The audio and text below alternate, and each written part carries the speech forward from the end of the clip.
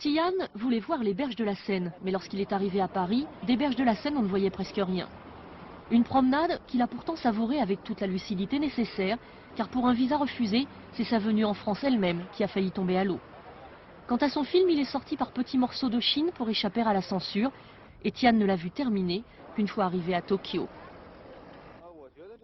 Mon histoire, c'est comme une comédie dramatique. Le côté agréable, c'est que les Occidentaux vont voir le film et comprendre à travers lui ce qui s'est passé en Chine.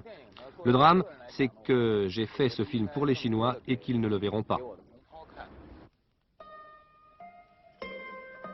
Les autorités chinoises n'ont donc pas voulu que les Chinois voient cette histoire, leur histoire, à travers celle de Tietou.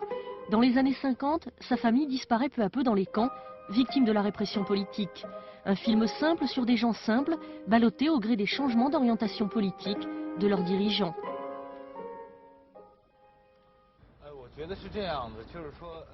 Dans le cœur des Chinois, toutes ces années, tout ce qui s'est passé entre 1950 et 1960 pèse encore très lourd.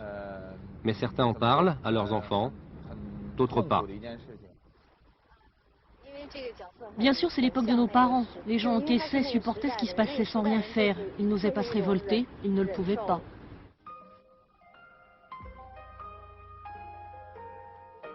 Tian appartient à ce que l'on a appelé la 5e génération de réalisateurs chinois. Ceux qui disent non à l'arbitraire dans leur vie de tous les jours, comme dans leurs films. Les histoires qu'ils racontent sont vraies. Parler du passé est pour eux une façon de parler du présent. On peut étouffer l'histoire avec un grand H, dit Tian. On ne peut pas étouffer les souvenirs.